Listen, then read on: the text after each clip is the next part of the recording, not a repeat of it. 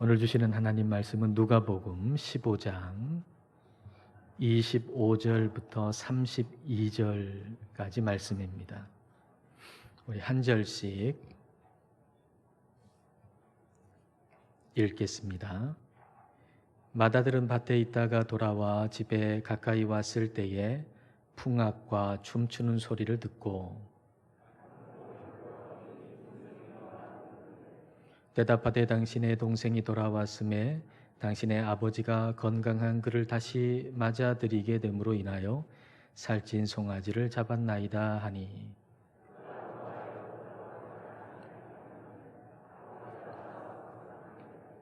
아버지께 대답하여 이르되 내가 여러 해 아버지를 섬겨 명을 어김이 없거늘 내게는 염소 새끼라도 주어 나와 내 벗으로 즐기게 하신 일이 없더니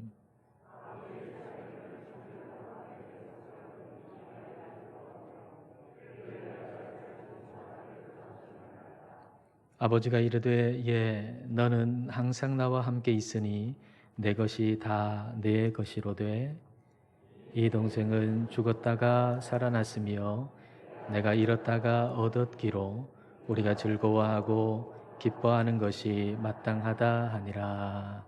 아멘. 같은 태양이 버터는 녹이지만 찰흙은 단단하게 만듭니다.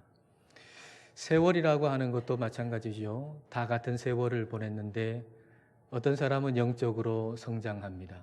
그러나 어떤 사람은 퇴보하죠. 변질됩니다. 지난 6개월의 시간이 여러분에게는 어떠셨습니까?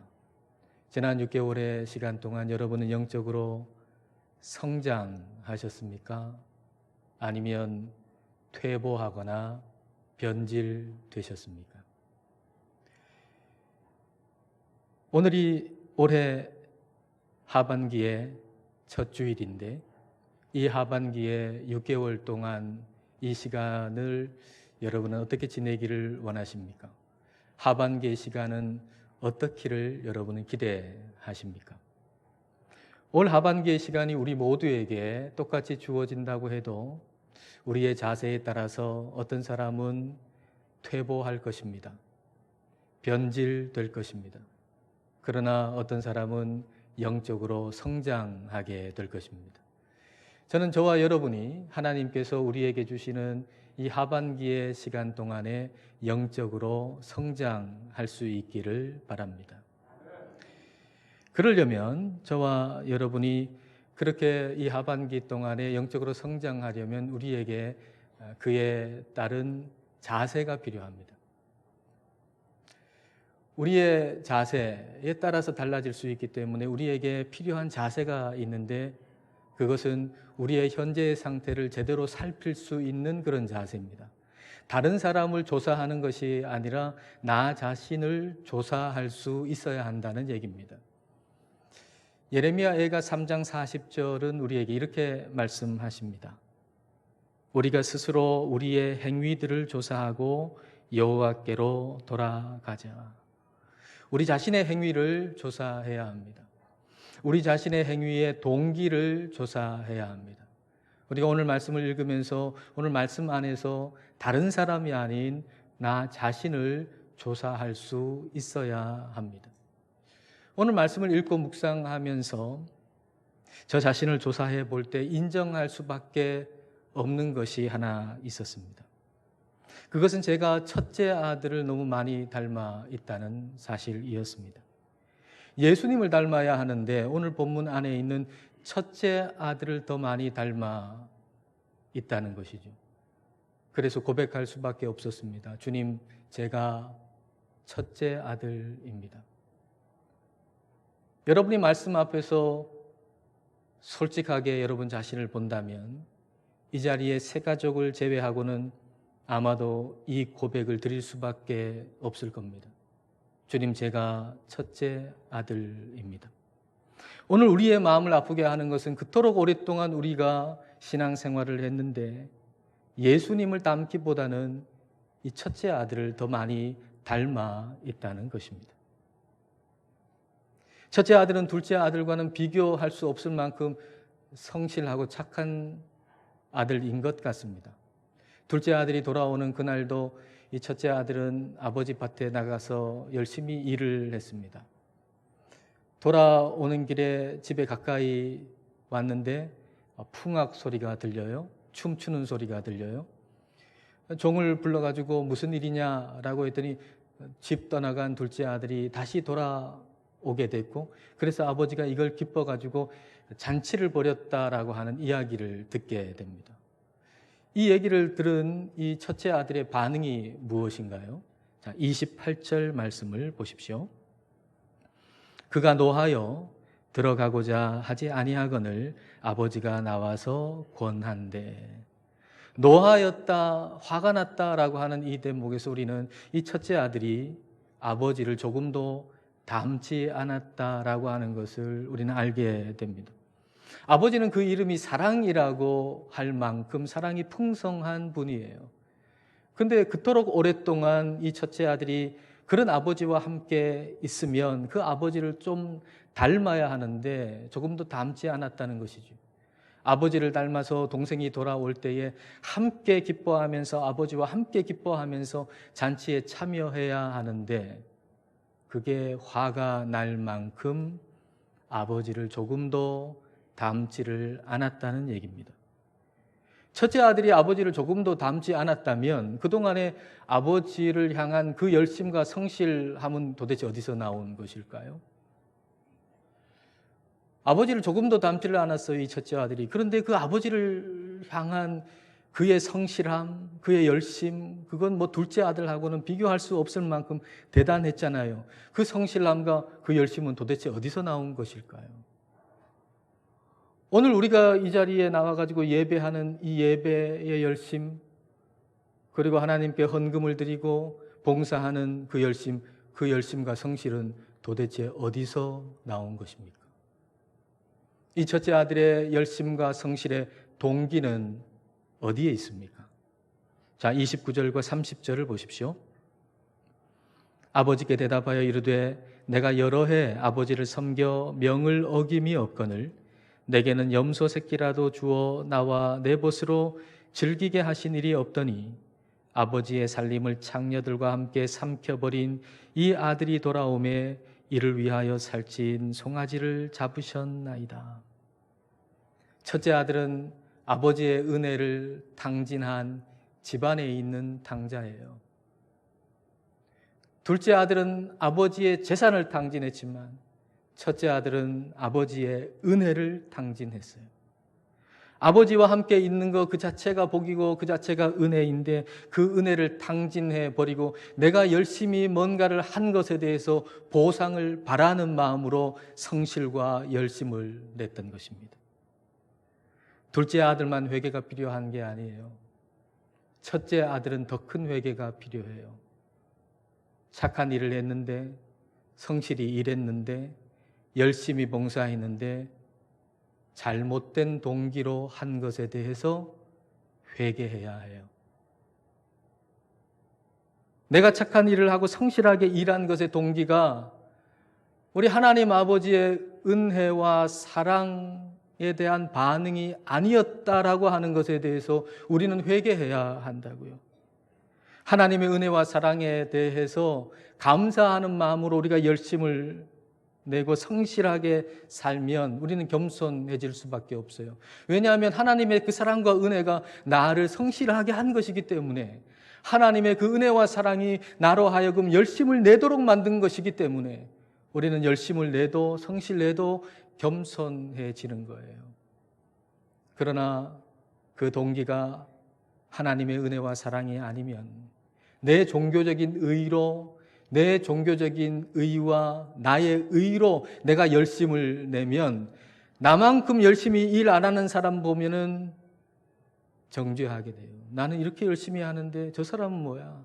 나는 이렇게 헌금 열심히 내고 11조 많이 내는데 저 사람은 뭐야? 나는 이렇게 헌신을 많이 하는데 저 사람은 뭐야?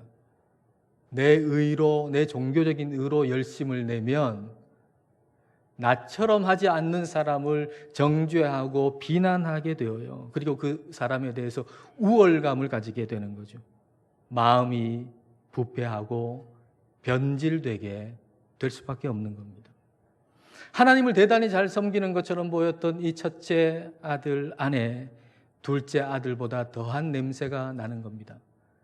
이 둘째 아들은 돼지우리에서 일했기 때문에 몸에서 나는 냄새지만 이 첫째 아들은 마음에서 나는 냄새예요. 그거 더 지독한 거예요. 내 마음에서 나는 냄새, 이게 더 지독한 냄새예요. 진짜 문제는 첫째 아들인 거죠. 진짜 찾아야 할 탕자는 집안에 있었던 이 첫째 아들인 거죠. 전체 맥락 속에서 오늘 본문을 보면 이게 더 명확하게 드러납니다.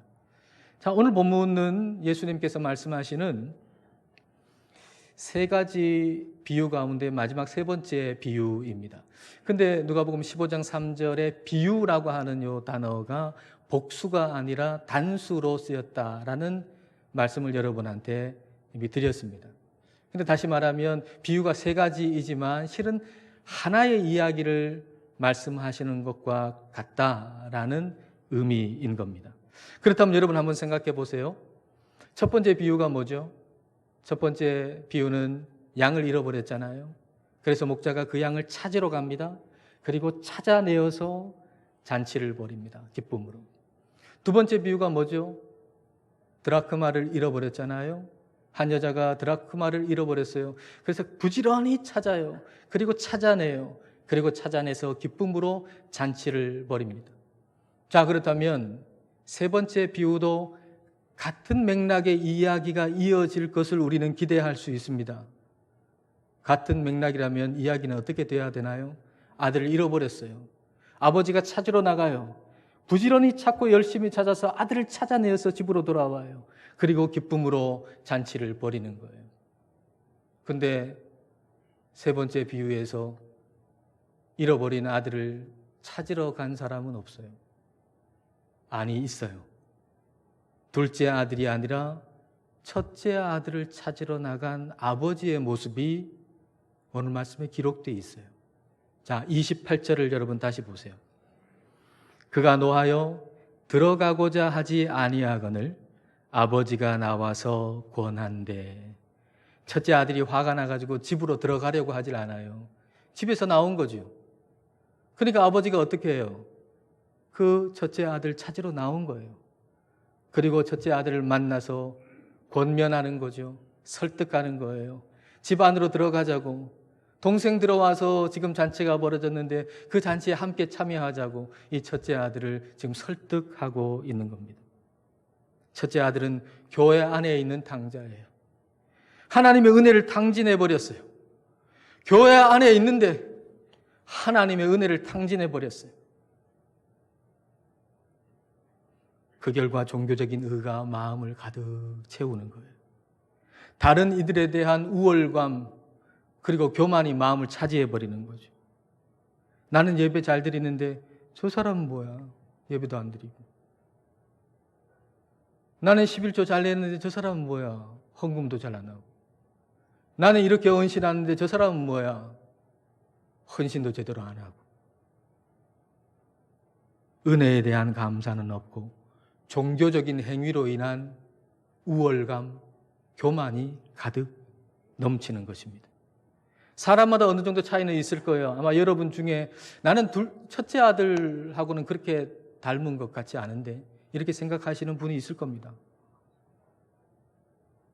분명히 있을 거예요.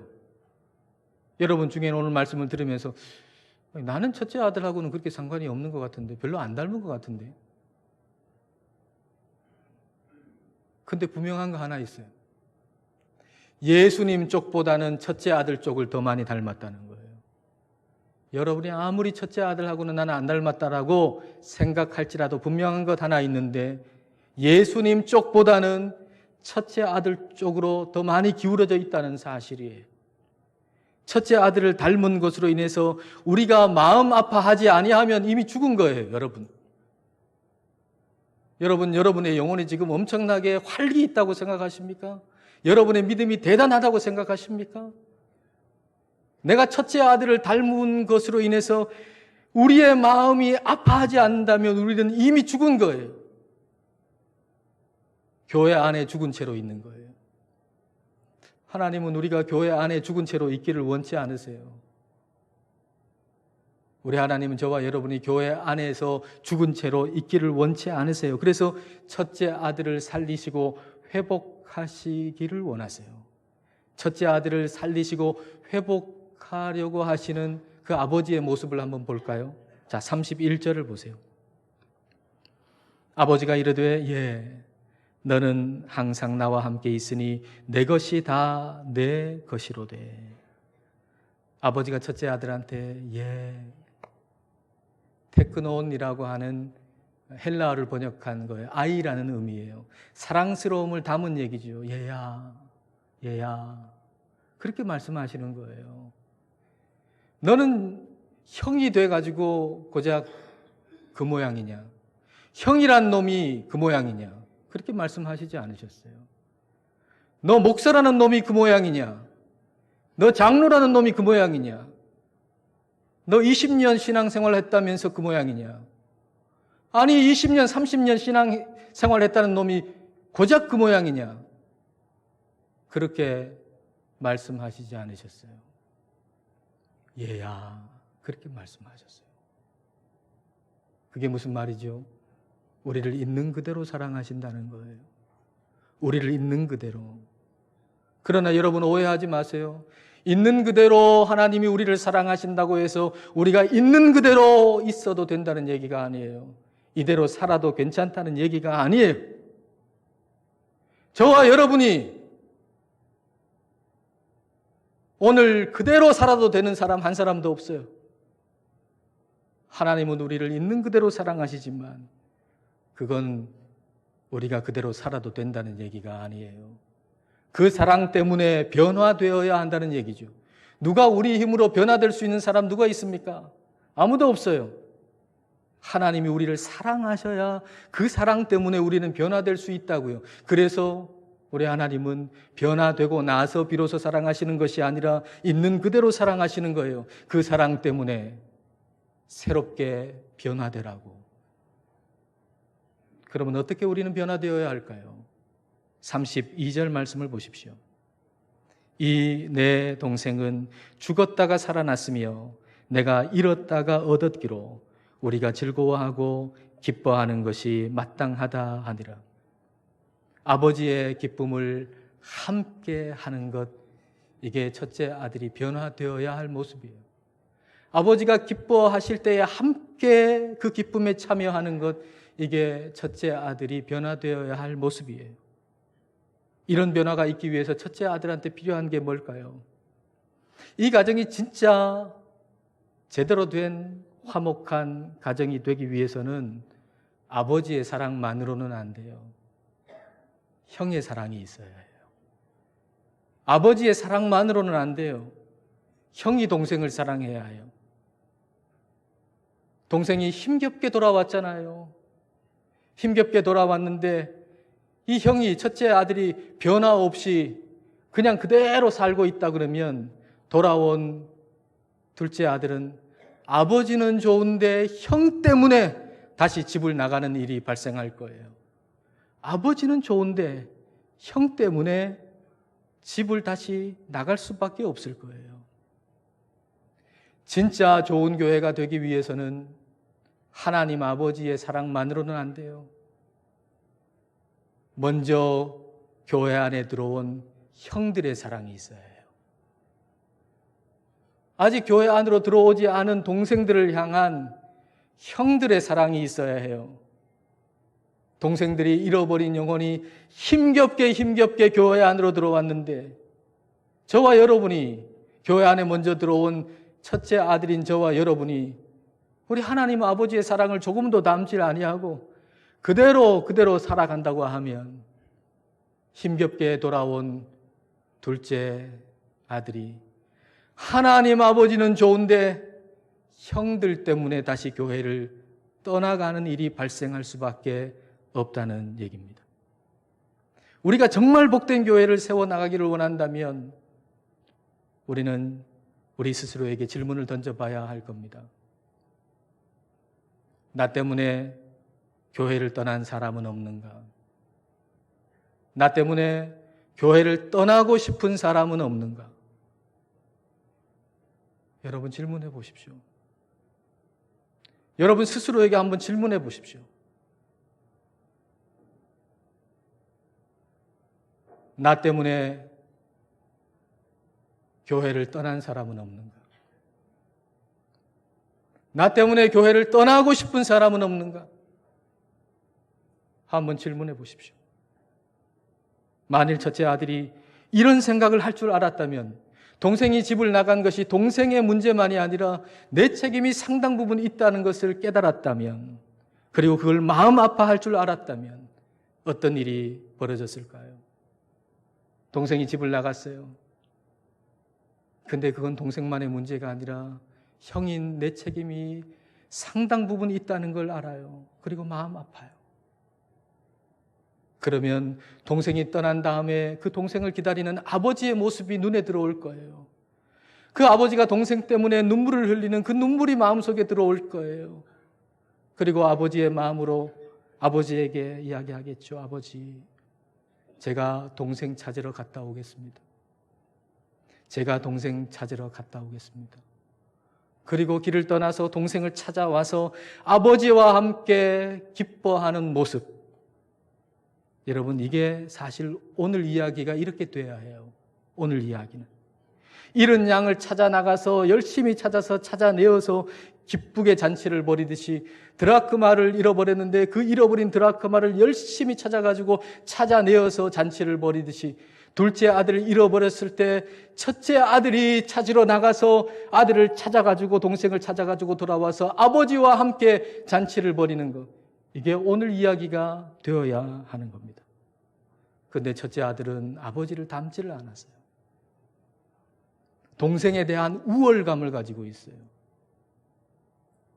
동생을 부끄러워해요. 저런 동생 차라리 집에 없는 게 나아.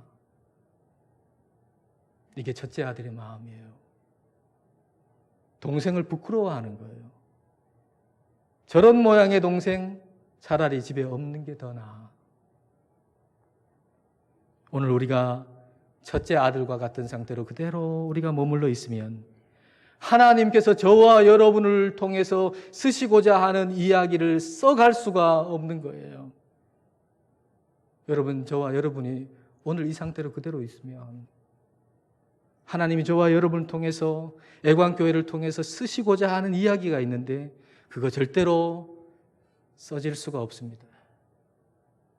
그런데 우리에게 소망이 있어요. 그 소망은 우리에게 모델이 있다는 거죠. 성경은 그 모델을 동생들을 부끄러워하지 않는 맏형으로 표현하고 있어요. 동생들을 부끄러워하지 않는 맏형. 자, 히브리서 2장 11절입니다. 그러므로 예수께서는 그들을 형제자매라고 부르시기를 부끄러워하지 않으셨습니다. 예수님은 우리의 맏형이신데 우리를 형제자매라고 동생들이라고 부르기를 부끄러워하지 않으셨다는 거예요. 우리의 모습을 보면 얼마나 부끄러워요, 사실 생각해 보면. 근데 우리의 맏형이신 예수님께서는 얘 내 동생이야 라고 부끄러워하시지 아니하시고 말씀하신다는 거예요. 우리의 맏형이신 예수님이 그러시다는 거예요. 로마서 8장 29절입니다. 하나님이 미리 아신 자들을 또한 그 아들의 형상을 본받게 하기 위하여 미리 정하셨으니 이는 그로 많은 형제 중에서 맏아들이 되게 하려 하심이니라. 예수님은 맏형이시고 우리는 그 맏형을 닮은 동생들이라는 거예요. 예수님은 맏형이시고 우리들 그 맏형의 동생들은 그 맏형이신 예수님을 닮아야 한다는 얘기예요. 예수님은 맏형으로서 잃어버린 동생들인 우리를 찾기 위해서 이 땅에 오셨고 십자가에서 죽으시기까지 우리를 찾아내셨어요. 그분이 바로 우리의 맏형이에요. 우리가 그 맏형을 닮아서 우리 역시도 먼저 교회 안에 들어온 첫째 아들로서 둘째 아들 잃어버린 동생을 찾아 나서서 우리가 희생하고 예수님이 희생하셨듯이 우리 역시도 희생하면서 그 잃어버린 동생들을 찾는 첫째 아들이 되어야 해요. 잃어버린 동생을 찾기 위해 희생이 필요합니다. 형의 희생 없이 잃어버린 동생 찾을 수 없어요. 동생은 자기의 몫을 다 챙겨서 갔잖아요. 동생은 자기의 몫을 다 챙겨서 갔기 때문에 아버지에게 있는 모든 것은 첫째 아들 거예요. 둘째 아들 돌아왔을 때에 아버지가 준 좋은 옷, 가락지, 신발, 이거 동생 안 돌아왔으면 다 형 거예요. 근데 동생이 돌아와서 그게 동생 것이 됐어요. 형의 희생이 없으면 동생은 돌아올 수 없어요. 근데 이 첫째 아들은 희생하기 싫은 거예요. 너만 안 돌아왔으면 이거 다 내 건데. 너만 안 돌아왔으면 이거 다 내 건데. 네가 돌아와서 내 건데 네게 됐구나. 희생하기 싫은 거예요. 우리는 이 첫째 아들 같아요. 우리도 희생하고 싶지 않죠. 왜 화가 나죠? 희생하지 않고 싶기 때문에. 희생하고 싶지 않아요. 그래서 화가 나는 거예요. 왜 여러분 교회 안에서 화가 나요? 왜 봉사하면서 화가 나죠? 뭐 때문에 화가 나죠? 희생하고 싶지 않으니까 화가 나는 거예요. 짜증나는 이유가 뭐예요? 희생하지 않고 싶으니까 짜증이 나는 거예요. 근데 우리가 제가 첫째 아들입니다 라고 인정하고 마음 아파하면 맏형이신 예수님을 닮을 길이 생겨요. 내가 첫째 아들인 줄도 모르고 내가 믿음 좋은 줄 알고 내가 성실한 줄 알고 내가 대단한 줄 알고 무슨 애광교회에 대단한 업적을 세운 줄 알고 그렇게 우리가 지내면 저나 여러분이나 가망성 없어요. 희망 없어요.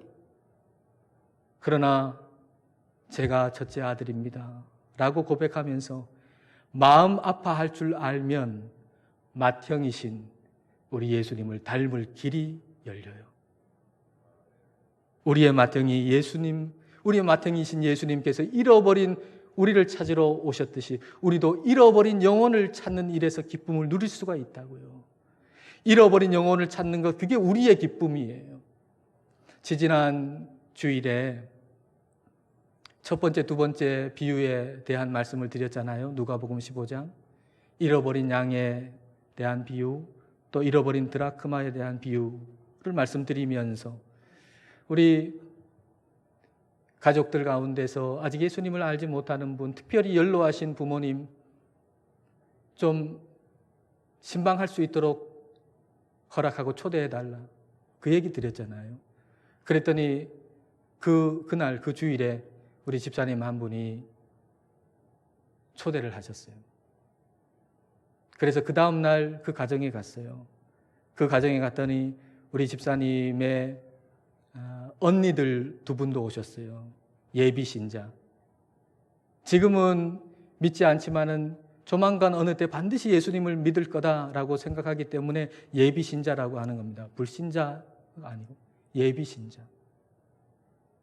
예비 신자인 그 언니들 두 분도 같이 오셔서 그 어머니가 이제 요양병원에 가시게 됐어요. 이제 누워 계신데 가족들이 다 둘러앉아서 찬송하고 말씀 읽고 그리고 기도했어요. 그리고 나서 역시 예비 신자인 우리 집사님의 아버지가 다음 주일부터 교회에 나오겠다고 말씀하셨어요. 그리고 진짜 약속대로 지난 주일날 오셨어요. 그리고 오늘도 오셨어요. 제가 그날 그 연로하신 아버지 어머니, 우리 집사님의 아버지 어머니를 뵙고 같이 예배드리고 그리고 집으로 돌아오는 길에 얼마나 행복하고 기뻤는지 몰라요. 얼마나 행복하고 얼마나 기쁜지. 여러분은 잃어버린 영혼을 찾는 그 일이 정말 기쁜 거예요. 여러분 기쁜 일이 없다고, 즐거운 일 없다고 그러지 마세요. 왜 없어요? 지금 이 시대에 무슨 기쁜 일도 없고 좋은 일도 없고 웃을 일도 없고 아니에요. 진짜 우리가 기뻐해야 할 일이 있어요. 기쁜 일이 있어요. 그것은 잃어버린 영혼을 찾는 일이에요. 잃어버린 영혼을 찾는 것, 그걸 위해 기도하고 신방하고 전도하고 그 일을 위해서 우리의 시간과 물질을 드리는 것, 그것보다 더 기쁜 일은 없습니다. 우리는 그 기쁨을 회복해야 합니다. 우리가 예수님보다 첫째 아들 더 닮아 있다라고 하는 것을 마음 아파하면 맏형이신 예수님을 닮을 길이 열립니다. 그리고 우리 예수님께서 잃어버린 양을 찾으신 것처럼, 잃어버린 영혼을 찾으신 것처럼 우리도 잃어버린 영혼을 찾으며 기쁨을 누릴 수가 있습니다. 이 하반기 저와 여러분이 잃어버린 영혼을 찾으며 기쁨을 누리실 수 있기를 주님의 이름으로 축복합니다. 기도하겠습니다. 이 시간 우리 기도하실 때 누가복음 15장의 첫째 아들을 생각하면서 우리 자신의 행위들과 그 동기를 조사해 보십시다. 그리고 제가 첫째 아들입니다 라고 인정하십시다. 우리 주님보다 아버지의 은혜를 탕진한 첫째 아들을 더 닮아 있는 것에 대해서 마음 아파하십시다. 나 때문에 교회를 떠난 사람이 없는가 생각해 보십시다. 나 때문에 교회를 떠나고 싶은 사람이 없는가 생각해 보십시다. 그리고 우리의 맏형으로 잃어버린 동생들인 우리를 찾으시려고 이 땅에 오셔서 십자가를 지시기까지 우리를 찾아내신 예수님을 바라보십시다. 그리고 예수님 안에 있는 그 기쁨으로 살기를 기도합시다. 잃어버린 영혼을 찾는 기쁨으로 이 하반기를 살아갈 수 있기를 기도하십시다.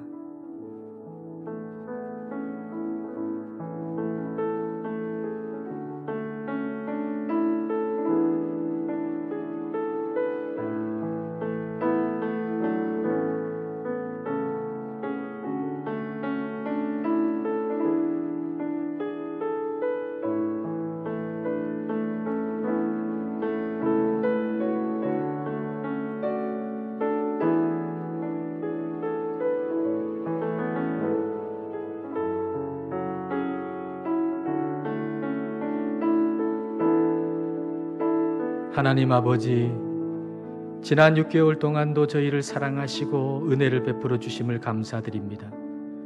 그리고 하반기의 첫 주일을 맞을 수 있게 하심을 감사드립니다. 그러나 지난 6개월의 시간 동안 저희가 주님을 더 닮았는가를 생각하며 회개합니다. 우리의 열심과 성실의 동기가 하나님의 은혜와 사랑에 대한 감사가 아니었음을 고백하며 회개합니다. 주님을 닮기보다 종교적 의가 가득한 첫째 아들을 더 닮아 있음을 마음 아파합니다. 저희를 불쌍히 여기시고 예수님을 닮게 하여 주옵소서. 우리의 맏형이신 예수님께서 잃어버린 동생들인 우리를 찾으러 오셔서 십자가에서 죽으시기까지 찾아내신 것처럼 먼저 교회 안에 들어온 저희들이 잃어버린 영혼들을 찾게 하시고 잃어버린 영혼을 찾는 기쁨으로 이 하반기를 살게 하여 주옵소서. 예수님 이름으로 기도드립니다. 아멘.